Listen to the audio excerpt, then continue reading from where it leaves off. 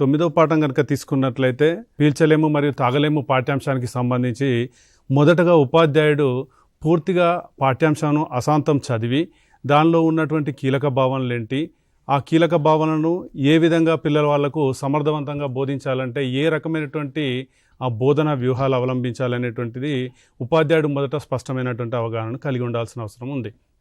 అదేవిధంగా దాంతో పాటుగా ఈ కీలక భావనలు ఏమేమి ఉన్నాయి, ఈ మనము పీల్చలేము మరియు తాగలేము పాఠ్యాంశానికి సంబంధించి not for breathing not for drinking విషయానికి వచ్చినట్లయితే దీనిలో 5 నుండి 6 కీలక భావనలు మనము గమనిస్తాము.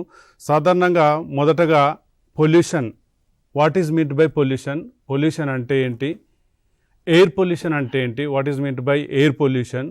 అదేవిధంగా పొల్యూటెంట్స్, పొల్యూషన్కు కారణమైనటువంటి పదార్థాలను మనము పొల్యూటెంట్స్గా పేర్కొంటాము. ఆ పొల్యూటెంట్స్ ఏంటి, ఆ పొల్యూటెంట్స్.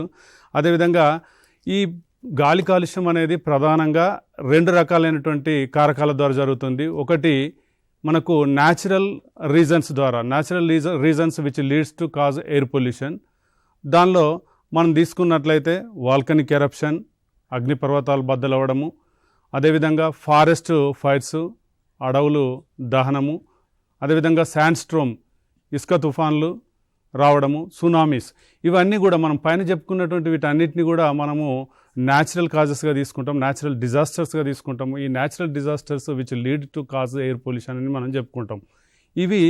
వీటితో పాటు మనకు సహజమైనటువంటి కారణాల కన్నా ఎక్కువగా తీసుకున్నట్లయితే మానవ సంబంధిత కార్యకలాపాల వల్ల మనకు గాలి కాలుష్యం అనేది ఎక్కువగా జరుగుతుంది అనేటువంటిది మనందరికీ తెలిసినటువంటి విషయమే.